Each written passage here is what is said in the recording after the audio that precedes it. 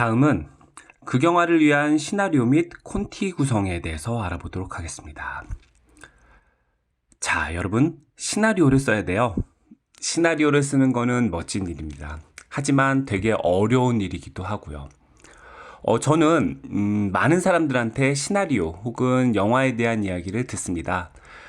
친구도 그렇고 지나가는 사람도 그렇고 제가 영화를 한다고 그러면 이봐 일로 와봐, 내가 아주 좋은 이야기가 있어, 끝내주는 이야기야, 한번 들어볼래? 라고 한다든가, 선생님 제가 어제 꿈을 꿨는데 너무 생생하고 멋지고 드라마틱한 꿈이었어요, 이거 말씀드릴 테니까 시나리오로 만들어주세요, 영화 만들면 대박 날 거예요, 이렇게 얘기하는 경우가 있습니다.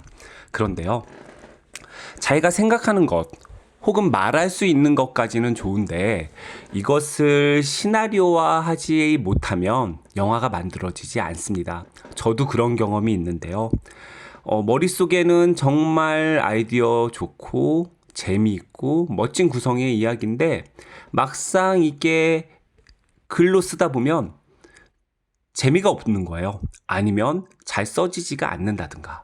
이거는 내 글솜씨의 문제일 수도 있는데, 거꾸로 생각하면 애초에 재미있는 아이디어인지는 모르겠지만 영화화되기에는 좀 무리가 있는 구성일 수도 있는 겁니다. 그러니까 여러분, 어떤 아이디어가 있다면 반드시 글로 한번 써봐야 돼요. 글로 써봐서 써지면 그거는 영화로 만들 수 있는 이야기가 되고요. 써지지 않으면 본인을 탓할 수도 있지만 이거는 머릿속에 있는 생각이지 실제로 구현되긴 어려운 건가 봐 라고 생각하셔도 저는 좋을 것 같습니다. 실제적으로는 시나리오가 나와야 스태프들과 배우들한테 보여줄 수 있기 때문에 시나리오로 나와지지 않으면 또 만들어지지 않는, 만들기 어려운 그런 부분이 있는 현실적인 문제도 있는 거고요. 어쨌든 시나리오는 되게 멋지고 낭만적이고 또 이렇게 어려운 건데요. 이런 것들을 어떻게 써야 되는가에 대한 말씀을 드리려고 합니다. 여러분들이 무작정 노트북을 켜고 시나리오를 쓰려고 하면 어쩌면 머리가 지근지근 아파올 수도 있어요. 그쵸? 저도 그렇습니다. 매일 노트북을 켜놓고 깜빡거리는 커셔를 보면서 눈도 깜빡깜빡거리다 결국에는 잠이 오는 경우가 많은데요. 일반적으로 2시간짜리 장편 영화가 있다고 칩시다. 그러면 이 경우에 시나리오는 A4 용지를 기준으로 해서 60매가 넘습니다. 60페이지 이상이요. 양면이 아니고 한 면으로 했을 때. 물론 그렇지 않은 영화들도 있고 좀 천차만별이긴 하지만 대략적으로 그렇다라는 얘기입니다. 근데 여러분들이 천재가 아닌 이상 처음부터 60페이지 시나리오를 단숨에 쓸 수는 없어요. 단편 영화 같은 경우는 러닝타임에 따라 물론 다르지만 만약에 10분짜리 단편 영화다, 그럼 적어도 A4 용지로 5페이지 이 정도의 안팎의 분량이 있어야 하는 게 맞아요. 마찬가지로 단편 영화도 단편 영화라고 무시할 게 아니라 5페이지짜리 시나리오를 한 번에 쓸 수는 없습니다. 만약에 천재가 시나리오 작성법을 잘 안다면 더 멋진 글을 쓸 수가 있어요, 한 번에 쓰는 것보다. 그러니까 결국에는 천재든 아니든 시나리오를 어떻게 써야 되는지에 대해서는 좀 알아야 된다라는 얘기입니다. 그러면 이렇게 분량이 많은 이 시나리오를 어떻게 써야 되느냐, 너무 걱정하지 마십시오. 저도 썼거든요. 저는 사실 바보입니다. 잘 못해요. 근데 저도 했다라는 얘기는 여러분도 하실 수 있다라는 얘기가 됩니다. 그거는 몇 개 단계가 있는데요. 그 단계를 차근차근 단계를 밟고 스텝을 밟듯이 진행하면 됩니다. 이렇게 하나씩 단계를 밟다 보면 본인이 원하는 시나리오를 쓸 수가 있습니다. 물론 여기서 말씀드리는 거는 처음에 한 단어, 한 줄부터 시작해서 몇 페이지 분량의 시나리오를 그 양적인 부분에서 쓸 수 있다라는 그런 거고요. 그런 이야기를 하자는 거고, 칸느 영화제에서 대상을 받을 만큼의 시나리오라든가 1000만 관객이 들 수 있는 시나리오라든가 이렇게 그 내용에 대한 것을 얘기하는 건 아닙니다. 그 내용을 담을 얘기, 그러니까 어떤 내용을 담고 어떤 주제, 어떤 아이디어에 대한 이야기냐 하는 것은 사실은 여러분들이 각자 고민을 해주셔야 되는 부분입니다. 제가 뭐라고 이렇게 하면 천만일 거예요. 이렇게 영화를 찍으면 이런 시나리오 쓰면 뭐 작품성을 인정받을 거예요. 이렇게 할 수는 없어요. 저도 제 시나리오가 그랬으면 좋겠거든요. 근데 이 내용을 채우는 건 어려운 거고요. 분량을 어떻게 늘려가는가에 대한 이야기를 중점적으로 말씀드리도록 하겠습니다. 먼저 시나리오 쓰려면 하고 싶은 이야기가 있어야 됩니다. 하고 싶은 이야기. 자, 여러분은 어떤 영화를 만들고 싶나요? 그리고 어떤 이야기를 어떻게 어떤 주제로 만들고 싶습니까? 시나리오를 쓰기 위해서는 먼저 내가 무슨 이야기를 하고 싶은지 알아야 됩니다. 그래서 자기 내면의 소리에 귀를 기울여야 합니다. 자, 귀를 기울여 보세요. 들립니까? 똑똑똑. 죄송합니다. 농담입니다. 네. 자기 내면의 귀를 기울여서 내가 어떤 얘기를 하고 싶었는가 이런 것들을 가만히 생각해 봐야 됩니다. 그러면 처음에는 머릿속이 흙탕물처럼 이렇게 막 있다가 나중에는 이렇게 흙탕물이 가라앉고 맑은 물이 떠오르듯이 여러분들도 생각이 정리가 될 거예요. 이렇게 내가 하고 싶은 이야기가 있는지부터 확인을 해야 됩니다. 다시 물어볼게요. 여러분은 어떤 영화를 만들고 싶나요? 이 질문에 대답하기 위해서는 먼저 주제, 소재, 내용, 캐릭터, 장르 이런 거에 대해서 생각해야 됩니다. 단순해도 상관없으니까 먼저 자기가 만들고 싶은 이야기를 아주 간단하게 생각해 보겠습니다. 그리고 말해 볼게요. 예전에 어떤 사람이 저한테 이렇게 말했습니다. 저는 회사에서 무서운 일을 겪는 직장인에 대한 영화를 만들고 싶어요. 이렇게 얘기했어요. 그러면 여러분은 이 짧은 한마디를 가지고 몇 가지 생각을 해봐야 되는 겁니다. 예를 들어서 제가 그분한테 이렇게 얘기한 겁니다. 이 영화를 통해서 말하고자 하는 주제는 무엇인지 생각해 보십시오. 회사에서 무서운 일을 겪는 직장인에 대한 영화다. 그러면 이게 나쁜 짓을 하지 말자라는 권선징악, 사필 규정에 관한 이야기인지 아니면 직장 생활에서 겪는 어려움을 묘사하고 다 함께 더불어 잘 사는 그런 회사를 만들자라든지 그런 주제가 뭔지를 한번 생각해 봐야 됩니다.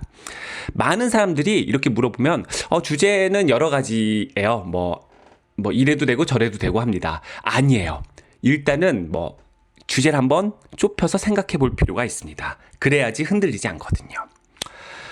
두 번째는 그 영화에서 주로 사용하게 될 소재는 무엇인지, 설정 같은 건 무엇인지 생각해 봐야 됩니다.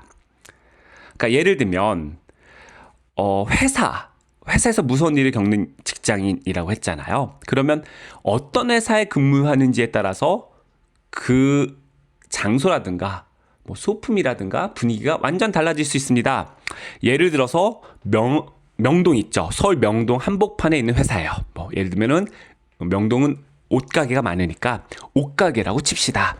그러면 의상에 관련된 혹은 의상실 혹은 쇼윈도우, 마네킹 이런 것들이 소품으로 사용된다든가 아니면 그거에 관련된 무서움 그런 일들이 있을 수 있겠죠. 그쵸? 아니면 회사는 회사인데 남극에서 자원 개발하는 회사예요. 그러면 또 달라지겠죠. 거기에는 추위라든가 남극의 북극곰은 없겠죠. 남극의 어떤 생명체라든가 혹은 얼음이라든가 이런 일들이 중요한 소재가 될 것입니다. 그리고요. 예를 들어서 남극이면은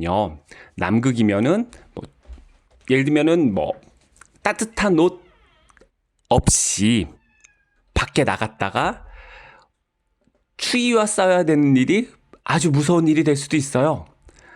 사람들은 다 자고 있는데 예를 들어서 나 혼자 잠깐 별 보러 나갔다가 문이 잠겼어요.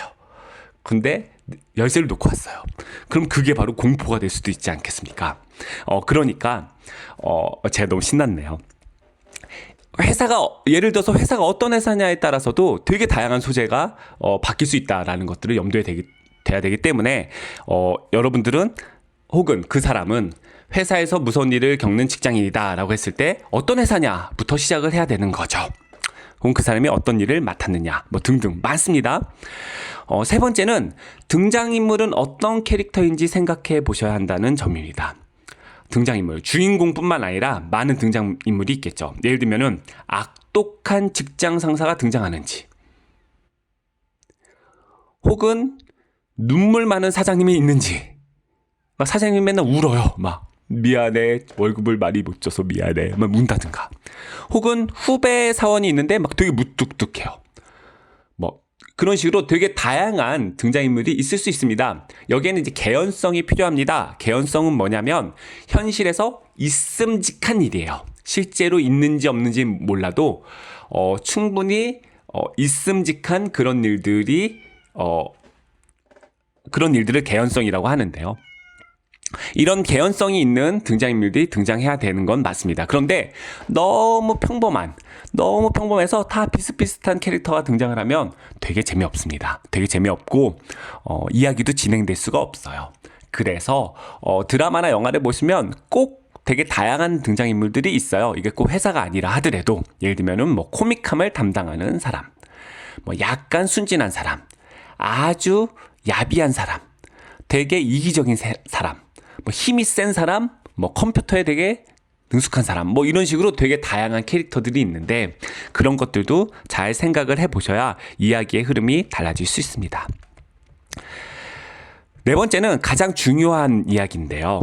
그런데 여러분들이 이제 처음 영화 하시는 분들이 또 간과하는 것입니다. 그게 뭐냐면 이야기가 어디서부터 시작해서 어떻게 끝나는지 그 범위를 정하는 겁니다. 시나리오를 쓰기 위해서는요.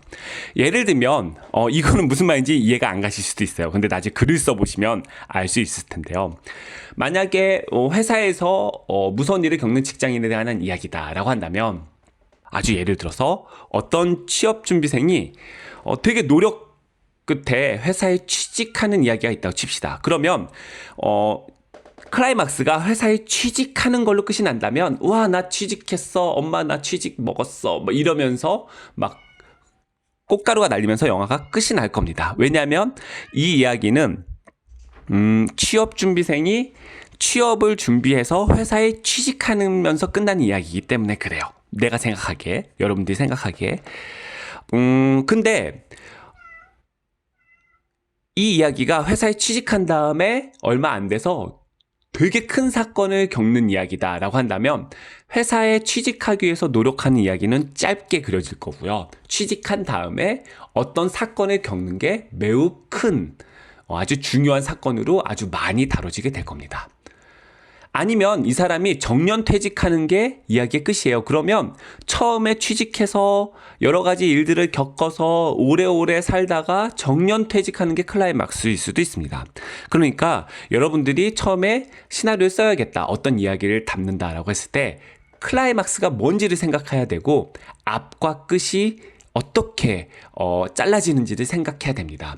그래야지 여러분들이 힘을 줘서 시나리오를 쓸 수가 있습니다. 포인트를 잘 알아야 된다라는 말씀입니다. 그리고 마지막으로 장르에 대해서 얘기를 하려고 해요. 이게 무슨 말이냐면 여러분들이 만들려는 영화가 어떤 장르의 이야기냐에 따라서 사실은 이야기의 결말이나 흐름이 어느 정도는 정해져 있습니다. 아까 말했던 어떤 회사원이 회사에서 무서운 일을 겪는다, 이런 이야기일 때 대부분 이런 이야기면 공포거나 스릴러겠죠. 무서운 일을 겪으니까요. 그런데 말은 이렇게 했지만 만약에 멜로다라고 한다면 그러니까 사랑과 관련된 어떤 무서운 일을 겪을 수도 있고요. 무서운 일을 겪다가 사랑에 빠질 수도 있습니다. 코미디라고 여러분들이 장르를 정해버리면 무서운 일을 겪긴 겪는데 웃긴 이야기가 되겠죠. 혹은 뮤지컬이다라고 한다면 무서운 일을 겪는 와중에 춤과 노래를 해야 됩니다. 이런 식으로 장르를 정하는 게 매우 중요합니다. 중요하기 때문에 여러분들이 어떤 장르로 해야 되겠다라는 것들을 생각해 보셔야 됩니다. 이렇게 처음에 간단하게 내가 하고 싶은 이야기가 떠올랐다면 각 단계일 건 없고요. 다양한 각도에서 주제는 무엇인지, 어떤 캐릭터가 나오는지, 뭐 그런 것들을 좀 생각해 보셔야 된다라고 말씀을 드릴게요.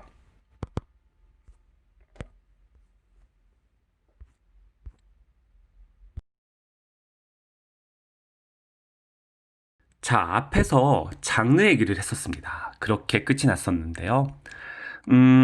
다시 한번 말씀을 드리면, 아까 말했던 회사원이 회사에서 무서운 일을 겪는 이야기는 누가 봐도 공포나 스릴러일 겁니다. 그런데 만드는 사람의 취향이나 상황에 따라서 사실적인 공포, 아주 드라이하고 시니컬한 공포 영화, 코미디가 가미된 공포, 막 웃긴데 무서워, 막 이런 공포 영화도 있을 수 있고요. 액션이 많은 공포가 있을 수도 있습니다. 이거는 연출자의 취향에 따라서 달라질 수밖에 없어요. 또 소재에 따라서는 회사에서 무서운 일이 일어나긴 하는데 이게 유령이 나오는, 그래서 무서운 공포 영화인지, 아니면은 연쇄살인마가 사실은 회사 동료라서 또 무서운 건지, 아니면 맨날 소리 지르고 무섭게 하는 사장님, 선배가 나와서 그 사장님과 선배 때문에 무서운 건지, 그런 이야기에 따라 또 달라질 수가 있을 겁니다. 이렇게 자기가 생각한 이야기에 장르가 결정되면 더 다양하게 이야기를 발전시킬 수 있어요. 아까 잠깐 말씀드렸지만 장르마다 그 장르가 가지고 있는 공식이나 관습이 있습니다. 어느 정도는 그런 공식을 따라가야 하기 때문에 따라가야 돼요. 왜냐하면 공포영화인데 나는 흔한 공포영화를 만들고 싶지 않아, 무서운 이야기가 없을 거야, 이러면 사람들이 욕을 합니다. 나는 로맨스인데 나는 남녀간의 사랑 같은 걸로 나와서 뭐 이별하고 헤어지고 만나는 게 싫어, 그래서 로맨스지만 그냥 처음부터 쭉 사랑해서 쭉 사랑하고 끝날래, 혹은 사랑을 아예 없앨래, 이러면은 장난하나? 이런 말을 해요. 그래서 사실 장르가 결정되면 그 장르에 따른 그런 일종의 공식이나 관습 같은 게 있습니다. 그리고 그런 것들을 따라갈 수밖에 없어요. 어느 정도는요. 그러다 보면 결말도 예상이 됩니다. 그래서 여러분들이 어떤 이야기를 한다고 했을 때 장르를 일단 결정을 하면 대충의 이야기, 내가 하고 싶은 이야기의 결말, 주제, 이런 것들도 결정이 날 수도 있습니다. 그거는 곧 내 얘기를 확인할 수 있다라는 뜻도 돼요. 제일 좋은 겁니다. 그러면 다시 바꿀 수도 있고 계속 밀고 나갈 수 있거든요. 무엇보다 장르별로 각각의 뚜렷한 쾌감이 있습니다. 그래서 그런 장르의 시나리오를 쓴다는 것, 쓰는 과정만으로도 여러분들은 장르의 즐거움을 느낄 수도 있습니다. 아마 여러분들은 그동안 다양한 장르의 영화를 보셨을 겁니다. 그래서 각 장르의 특징도 잘 알고 있을 겁니다. 로맨스는 사랑의 이야기, 공포는 무서운 이야기, 액션이나 SF, 판타지, 코미디, 뮤지컬도 있습니다. 다만 단순히 사랑 이야기라고 하는 것은 안 돼요. 단순히 무서운 이야기를 할 거예요, 이러는 건 안 돼요. 단순히 웃긴 얘기를 할 겁니다, 이런 것도 안 됩니다. 왜냐하면 구체적으로 어떤 사람이 등장해서 어떤 사건을 통해서 어떤 사랑을 하는지 자세히 펼쳐야 됩니다. 코미디도 마찬가지입니다. 머릿속에서 웃긴 장면이 있을 수는 있는데요. 그걸 시나리오로 펼쳐내야 됩니다. 그래서 다른 사람에게 보여주고 너도 웃기지? 확인을 받아야 됩니다.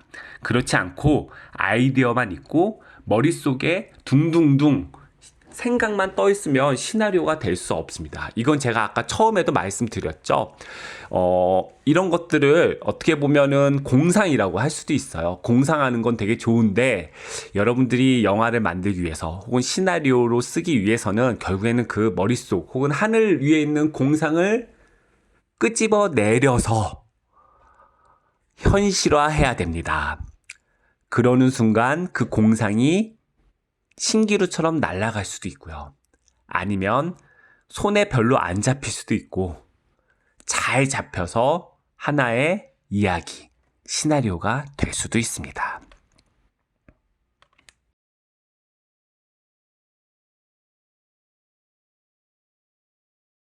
자, 여러분. 제가 시나리오에 대한 얘기를 하면서 처음에 하고 싶은 이야기가 있는지 확인해 보자. 그리고 어떤 장르로 만들래? 그 장르를 정해보자 라고 얘기를 했어요. 자, 이제부터는 본격적으로 시나리오를 쓰는 첫 단계인데요. 바로 로그라인을 만드는 겁니다. 로그라인으로 내 생각을 구체화하기가 되겠습니다. 여러분들이 하고 싶었던 이야기, 장르가 결정이 됐다면 이제 자기가 생각한, 상상한 이야기를 한 줄 혹은 두 줄로 간단하게 써주세요. 이걸 전문 용어로 로그라인이라고 합니다. 로그라인은 자기의 이야기를 아주 간단하게 표현한 문장입니다. 한 문장짜리인 거예요. 예를 들어서 기생충, 봉준호 감독님이 만들었던 기생충을 로그라인으로 만들면 이렇게 됩니다. 이건 그냥 제가 생각해 본 건데요. 반지하에 사는 한 가족이 부잣집에서 일하면서 벌어지는 사건, 이렇게 요약을 할 수 있을 겁니다. 마찬가지로 또 봉준호 감독님이 예전에 만들었던 괴물이라는 영화가 있어요. 그 영화도 많이 아시죠? 그 영화는 예를 들면 로그라인이 이렇습니다. 한강에 나타난 괴물에게 잡혀간 딸을 찾으려는 가족의 사투를 그린 영화. 자, 로그라인이 뭔지 대충 아시겠죠? 여러분들이 생각한 영화, 시나리오를 짧게 엑기스만 담아서 표현한 문장이라고 보시면 됩니다. 여러분께서는 시나리오를 구상할 때 제일 먼저 로그라인을 떠올려 보시면 됩니다. 그리고 그 로그라인을 직접 쓰셔야 돼요. 그렇게 시나리오는 시작합니다.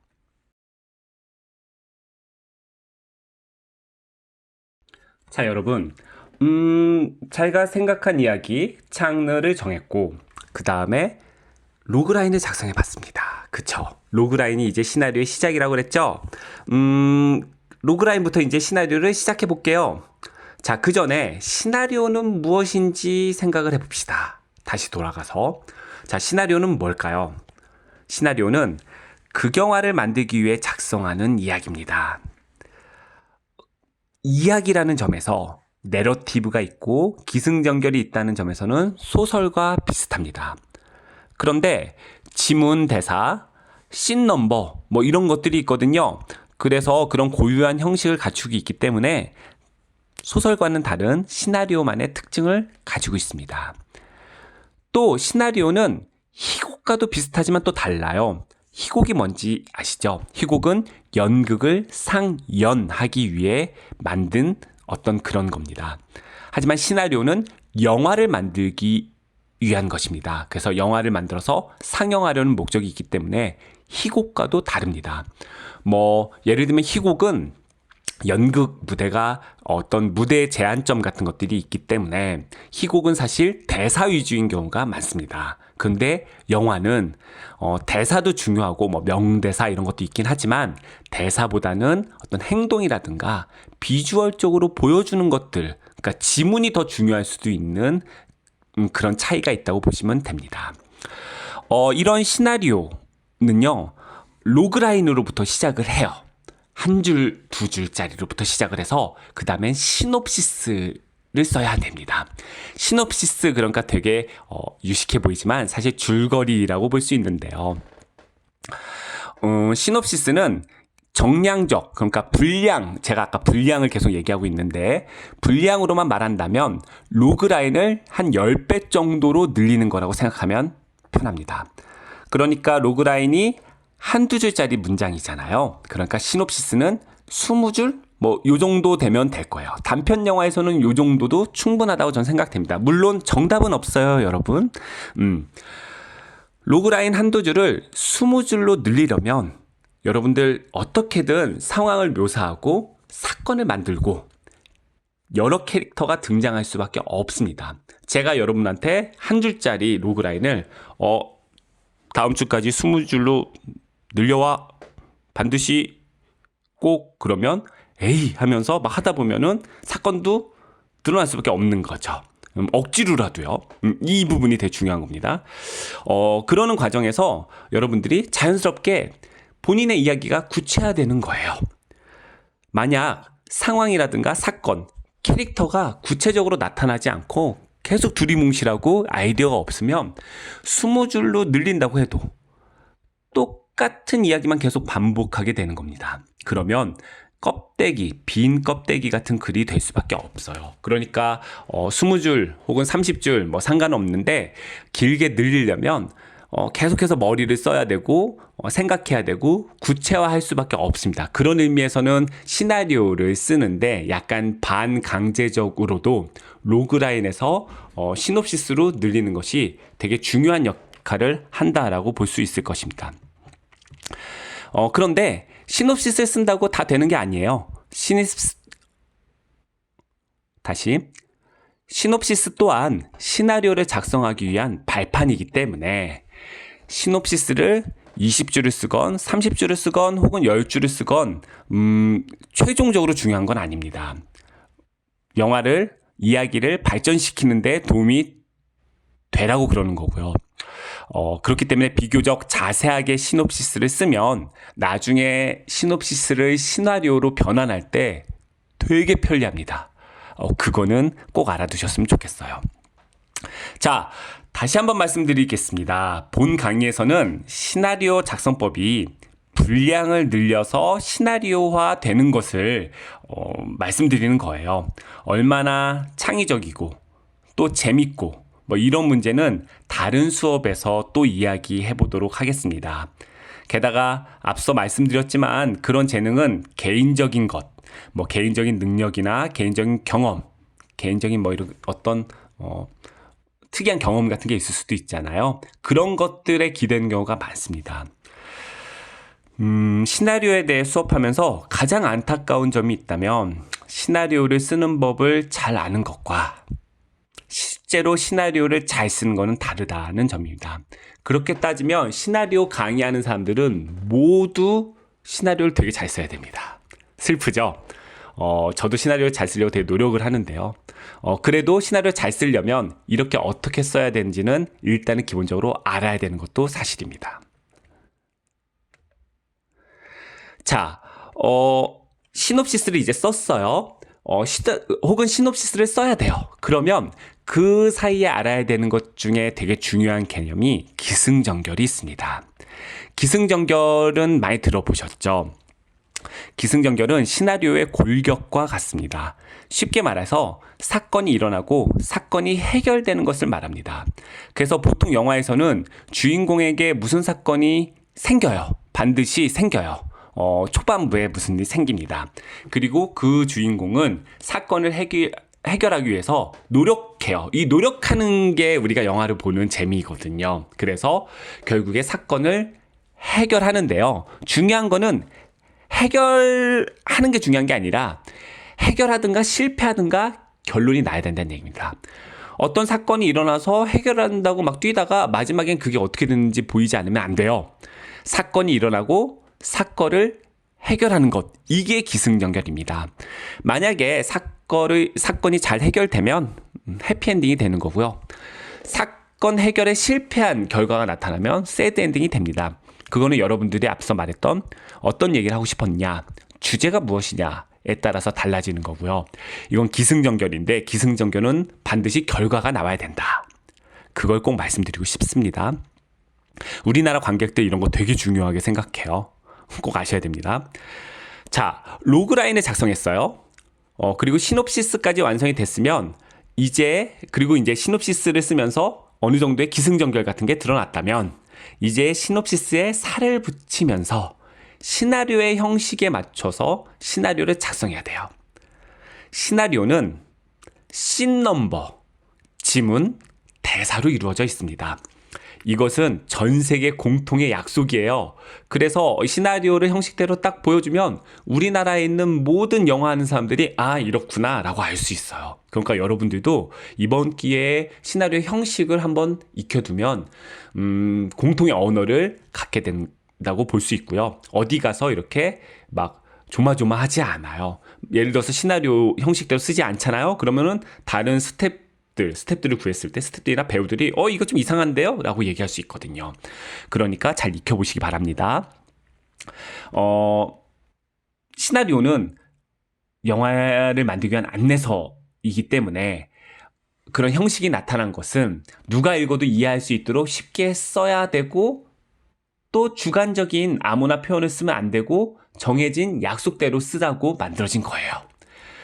그런 얘기를 다시 한번 강조드리겠습니다. 자, 그러면 실제 시나리오 형식을 보면서 설명해 보기로 하겠습니다. 짠 하면은 아마 시나리오 형식이 뜰 거예요. 짠! 자, 보셨죠? 이거는 시나리오인데요.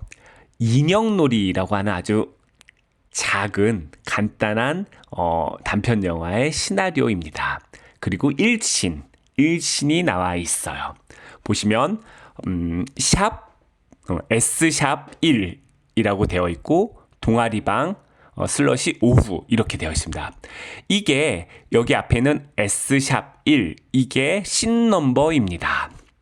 S는 시나리오의 S라고 보통 얘기를 하고요. 이게 1신이거든요. 숫자 1이 되어 있잖아요. 이게 1, 2, 3, 4, 5, 6, 7, 8, 90해서 많으면 장편 영화 같은 경우는 120신, 150신까지 가기도 하고요. 단편 영화는 5신에서 끝나기도 하고 1신에서 끝난 영화들도 있고 10신, 20신 이렇게 짧게 갑니다. 근데 이 씬 넘버는 어떻게 붙이느냐? 씬 넘버는 장소나 시간대 중에서 하나가 변하면 씬 넘버가 바뀝니다. 장소나 시간대가 뭐냐? 그 옆에 있는 동아리방, 오후 이런 겁니다. 특히 이제 시간대 같은 경우는요. 보통은 오전, 낮, 오후, 저녁, 밤, 한밤중, 새벽 이런 식으로 한 3-4시간 정도를 뭉쳐서 이렇게 좀 큼지막하게 시간대를 작성을 해요. 그래서 솔직히 말씀드리면 시간대가 바뀌어서 씬 넘버가 바뀌는 경우는 잘 없어요. 예를 들어서 하루 동안에 일어난 일이다. 10분 단위로 이야기가 진행된다. 이런 경우에는 그 시간대에 따라서 씬 넘버가 계속 바뀌어야 되는데 이런 영화는 좀 흔치 않고요. 예를 들면은 외국 영화 중에 베리드 같은 영화가 있는데 베리드는 납치를 당해서 눈을 떠보니까 땅 밑에 관 속에 묻힌 사람의 이야기거든요. 이런 경우에는 장소는 변하지 않고 시간대만 변하거든요. 그런 경우에는 시간대에 따라서 씬 넘버가 변하긴 할 거예요. 그런데 여러분들이 쓰시고자 하는 단편 영화 시나리오라고 한다면 보통은 장소가 바뀌면 씬 넘버가 바뀐다라고 이해를 해두시면 좋습니다. 어쨌거나 장소 혹은 시간대가 바뀌면 씬 넘버가 바뀌는 거는 아시고요. 자, 보시면 암전 상태로 시작을 해서 은빈이라는 캐릭터가 그때는 정말 몰랐다. 인형 하나 때문에 그렇게 큰 일이 일어날 줄은 땡땡땡 이렇게 되어 있는데 그 앞에 N이라고 써 있잖아요. 이거는 나레이션의 줄임말입니다. 그러니까 이 영화가 만약에 만들어진다면 처음에 암전, 깜깜한 상태에서 은빈이라는 인물의 목소리로 시작을 하는 거겠죠. 그런 다음에 밑에 보시면 불이 서서히 켜지면서 이 이야기는 실제로 촬영하면서 불이 켜질 수도 있는데 보통은 편집에서 합니다. 편집에서 페이드인이라고 하는데요. 암전으로 시작했다가 점점 밝아지면서 실제 어떤 공간에 인물들이 보이는 거겠죠. 그러면 은비는 의자에 앉아있고 다영은 팔짱을 낀 채 서 있다. 다영은 못마땅한 표정을 짓고 있다. 은빈은 다영의 눈치를 살핀다. 탁자의 인형을 만지작거리는 은빈. 이렇게 되어 있죠. 요거를 지문이라고 합니다. 지문은 인물의 동선, 인물의 위치, 장소의 상태를 설명합니다. 그래서 여기도 보시면은 은빈은 의자에 앉아있다 라고 되어 있잖아요. 그렇게 은빈은 의자에 앉아있어야 되고요. 앞에 탁자도 있는 것 같고 인형을 만지작거리는 그런 동작들을 지시하고 있죠. 그리고 다영은 서 있어요. 서 있는데 팔짱 끼고 있고 못마땅한 표정을 짓고 있어요. 그러면서 은빈은 다영의 눈치를 보겠죠. 이런 것들을 보면 뭔가 은빈이 잘못을 했거나 좀 미안한 게 있어서 다영이 화가 나서 은빈을 쳐다보고 있는 요런 식의 장면이라고 생각할 수 있을 겁니다. 그쵸? 이게 지문이에요. 지문은 이런 것들을 설명해 주는 거고요. 그러고 나서 은빈이 대사를 칩니다. 아, 그러지 말고 앉아 라고 얘기를 하죠. 그 앞에 보시면 가로 열고 닫고 다영에게 미소 지으며 라고 되어 있는데요. 이렇게 큰 동작이나 동선이 아니라 표정이라든가 뭐 분위기 아니면 간단한 손동작 요런 것들은 지문 앞에 가로를 이용해서 나타냅니다. 이거를 일일이 지문으로 하면 좀 헷갈릴 수도 있어요. 그래서 은빈만 알면 되는 거기 때문에 살짝 미소를 짓는다 이런 식의 지시를 써주는 거죠. 이것도 일종의 지문이라고 할 수 있는데 지문이라기보다는 그냥 대사 앞에 첨가하는 게 훨씬 낫습니다. 그렇게 말하면 이제 다영이가 내키지 않지만 자리에 앉는다 이런 식으로 써 있죠. 그러면 대사가 끝난 다음에 자리에 앉을 것입니다. 이런 것들을 보시면 여러분들이 1신에서 오후 때 동아리 방에서 은빈과 다영이 있는데 은빈이 뭔가 잘못해서 눈치를 보고 있고 다영은 그런 은빈을 쳐다보고 있고 그러다가 은빈이 좀 미안해하면서 야 앉아 라고 얘기하면 앉는구나 라는 것을 머릿속에 그리실 수 있을 겁니다. 이렇게 씬 넘버, 장소와 시간, 지문과 대사로 나와져 있는 게 시나리오의 형식입니다. 이 형식을 잘 알고 있으셔야 돼요. 자, 시나리오 형식대로 쓰셨다면 쓰셨다고 가정을 하고요. 자, 어쨌든 우리가 시나리오의 형식에 대해서 배웠죠. 이번에 콘티에 대해서 좀 알아보려고 합니다. 콘티 하면 머리가 벌써 아파오실 분들이 있을 텐데 어렵지 않습니다. 왜냐하면 저도 해봤거든요. 아까도 말씀드렸지만 저는 완전 바보입니다. 잘 못해요. 그런데 제가 콘티를 구성했다는 건 여러분은 훨씬 더 잘할 수 있다라는 것을 미리 말씀드립니다. 이거는 진짜 거짓말이 아니라 정말입니다. 자, 그러면 콘티는 무엇일까? 먼저 알아볼까요? 콘티는 컨티뉴이티 줄임말입니다. 사전에서는 국어 사전을 보면 영화나 TV 드라마의 촬영을 위하여 시나리오를 바탕으로 필요한 모든 사항을 기록한 것이라고 정의합니다. 보통 장면과 소리를 중심으로 인물의 동작, 장소, 상황 등을 그린 뒤에 이에 따른 대사, 동작, 움직임 등을 지시한 지문을 서술한 것을 말합니다. 말이 너무 어렵지 않습니까? 그러니까 인물의 동작 같은 것들, 어떤 상황 같은 것들 그림으로 그리고 옆에 대사나 지문 같은 것들을 곁들이는 그런 거라고 생각하시면 됩니다. 콘티 양식을 보시면 뭔지 알겠다. 이 사람 너무 어렵게 설명했는데 아마 이러실 수도 있어요. 콘티는 일반적으로 시나리오가 완성된 뒤에 시나리오의 지문과 대사를 바탕으로 만들어져요. 그리고 콘티는 촬영을 위한 화면 구성이기 때문에 연출자는 촬영 감독과 콘티를 상의해야 돼요. 혼자서 그릴 수도 있고 뭐 할 수도 있는데 그렇다 하더라도 촬영 감독한테 나중에 보여주면서 나 이렇게 촬영할 건데 어때? 라고 얘기해야 됩니다. 촬영 감독이 영화에서는 이 화면, 비주얼을 담당하는 분이기 때문에 연출자가 막 나는 연출이고 너는 촬영 감독이고 그러니까 내 맘대로 해 이러시면은 안 됩니다. 그러면 좋은 영화가 나올 수 없어요. 촬영 감독이 더 잘할 수 있는 부분이기도 하고 원래가 같이 협의해야 되는 그런 부분이기도 합니다. 콘티를 그릴 때 그림 솜씨는 상관없습니다.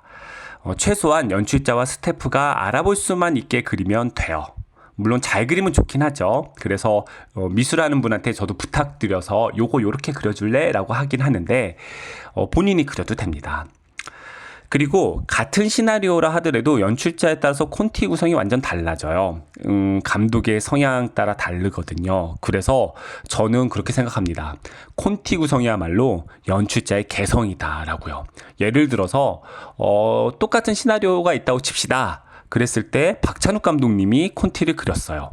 봉준호 감독님이 그렸어요. 혹은 홍상수 감독님이 그렸어요. 그거에 따라서 아마 화면 구현이 다 다를 겁니다. 여러분들도 마찬가지일 거라고 생각이 돼요. 그러니까 이거를 나의 개성이다라고 생각을 하고 콘티에 관심을 가져주시면 좋겠습니다. 자, 콘티의 장점은 뭘까요? 콘티는 콘티가 있으면요, 촬영 현장에서 혼란을 겪지 않고 촬영 계획에 따라 질서 있게 촬영을 할 수 있습니다.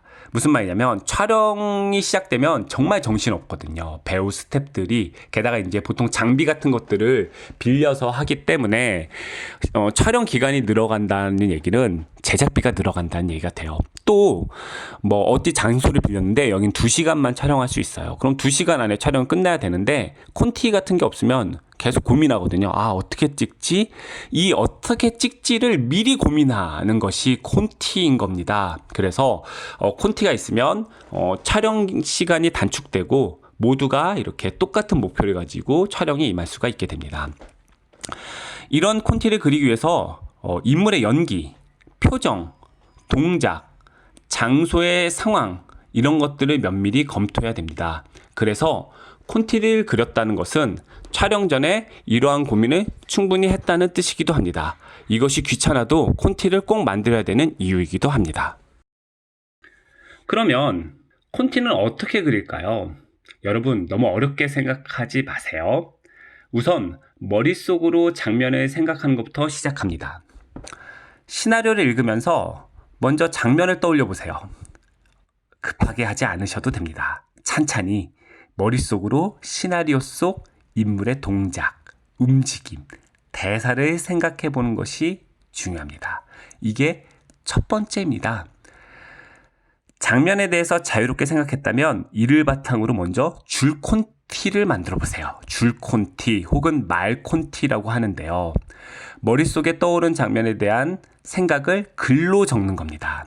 그림부터 그리는 게 아니고요. 물론 그림부터 그리면 좋지만 우리는 그림을 못 그리잖아요. 그림을 못 그리면 일단 글로 설명처럼 써보는 겁니다. 그림 그리는 것이 부담스러울 경우에 문장으로 작성하면 도움이 되는데, 그림을 잘 그리는 사람도 일단은 줄콘티부터 해보는 게 이렇게 시간, 노력을 아낄 수가 있습니다. 자, 다음은 시나리오를 줄콘티로 만든 표를 제가 하나 보여드릴게요. 짠 하면 아마 보여줄 겁니다. 짠! 자, 보셨죠?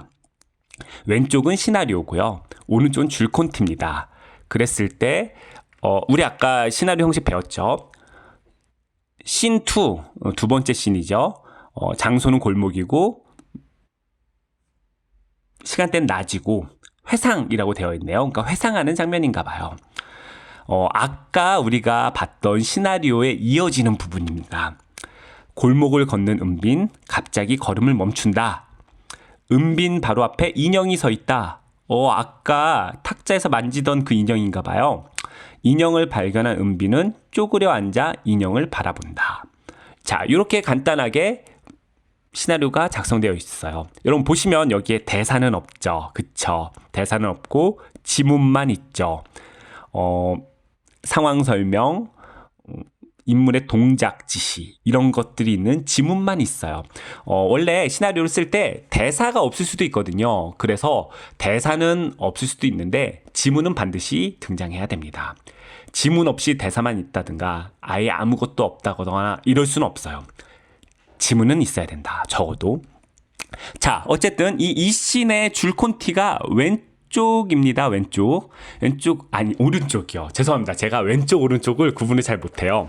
그래서 왼쪽에 시나리오가 있고 오른쪽에 줄콘티가 있습니다. 보시면 왼쪽에 시나리오가 4줄 정도 있는데 오른쪽에 줄콘티는 9개나 되죠. 그쵸? 골목을 걷는 은빈, 걸어가는 은빈의 뒷모습, 지나가는 은빈의 옆모습, 걸어오는 은빈의 앞모습. 되게 다양하게 찍는 거죠, 지금. 걸어오는 은빈 앞에 인형이 놓여있다. 걸어와서 인형 앞에 서 있는 은빈, 은빈 앞에 놓여있는 인형, 쪼그려 앉아 인형을 바라보는 은빈, 은빈의 눈앞에 있는 인형. 이런 식으로 이 씬에 써있는 시나리오를 9개 컷으로 만들었어요. 그러면서 옆에 보시면 각각의 숏의 크기라든가 앵글, 카메라 무빙 같은 것들도 써놨죠. 그래서 골목을 걷는 은빈이다. 맨 처음에 보면 LS라고 되어 있는데 이건 롱샷. 롱샷에 부감에 패닝을 쓰자. 이런 것들인 거고요. 6번에 걸어와 인형 앞에 서는 은빈 이런 경우에는 FS 아이레벨 패닝 이렇게 돼 있죠. 그러니까 풀샷에 아이레벨로 패닝해줘 뭐 이런 식의 것들인 거죠. 이렇게 내가 연출자가 생각한 그런 그림 혹은 동작 이런 것들을 일단 그림 그리기 전에 줄콘티로 한다라는 것입니다. 이렇게 줄 콘티를 작성한 뒤에는 콘티 양식에 따라 콘티를 만들면 됩니다. 이때는 먼저 작성한 줄 콘티를 기준으로 해서 콘티를 그려보면 돼요. 콘티를 그릴 때는 앞장면과 뒷장면의 연결을 생각해야 됩니다. 그리고 되도록 숏 사이즈와 앵글을 많이 다르게 그리는 것이 좋습니다. 콘티 양식은 대부분 비슷하니까요. 인터넷에 검색해서 자기에게 알맞는 콘티 양식을 찾아보시면 됩니다. 자, 지금 화면에 콘티가 나오죠. 이 콘티는 콘티 양식도 일단 보셔야 되고요. 보시면은 왼쪽에 영상, 오른쪽에 음향이라고 되어 있죠. 그래서 왼쪽에 그림을 그리고 오른쪽에 시나리오에 있는 지문과 대사 같은 것들을 넣으면 돼요. 근데 이거는 다시 거슬러 올라가 보면 처음에 이 씬의 시나리오, 그리고 그거를 줄 콘티, 그리고 그 줄 콘티를 다시 그림으로 그린 거예요. 그러니까 보면은 그림이 9개잖아요. 아까 줄 콘티도 9개였어요. 그래서 1, 2, 3, 4, 5, 6, 7, 8, 9 이렇게 되어 있는 줄 콘티에 따라서 그림을 그린 겁니다. 이게 진짜 콘티가 되겠죠. 여러분, 시나리오가 있으면 시나리오를 그냥 그림 콘티도 그리셔도 돼요. 뭐 상관없어요. 상관없는데 그림을 그리려면 시간이 또 많이 걸리고 아는 사람한테 부탁해야 되고 그림 콘티를 그리다가 많이 헤맬 수 있기 때문에 중간에 줄 콘티나 말 콘티를 써서 중간 단계를 거치는 게 되게 중요하다고 생각이 됩니다. 여러분, 이 그림 콘티를 보면서 이렇게 생각하실 수도 있어요. 나는 그림을 못 그리는데 졸라맨으로 그리면 안 되나? 아예 그리지 말까? 돼요. 졸라맨으로 그리셔도 됩니다. 저도 맨날 그렇게 그려요. 그런데 졸라맨으로 그린다고 해도 그림 옆에 설명을 충분히 기록해 놓으면 됩니다. 그러면 사람들이 그림도 보고 줄콘티 같은 것들을 보면서 얘는 이런 식으로 촬영을 해야 되는구나 라고 생각을 할 거예요. 아무리 못 그렸어도 콘티를 안 그리는 것보다는 100배쯤 도움이 됩니다. 그러니까 꼭 콘티를 그리시는 게 좋을 겁니다.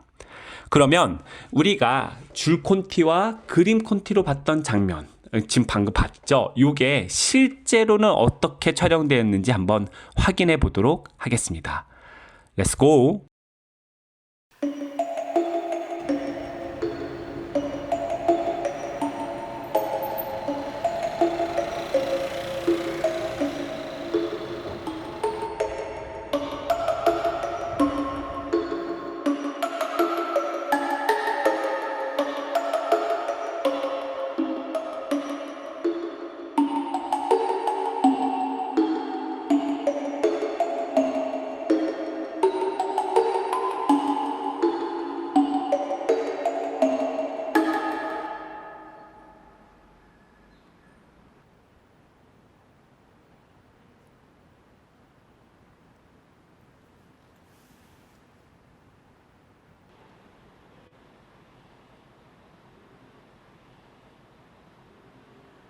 지금까지 극영화 프로덕션의 3단계 그리고 시나리오 구성에 대해 알아봤습니다.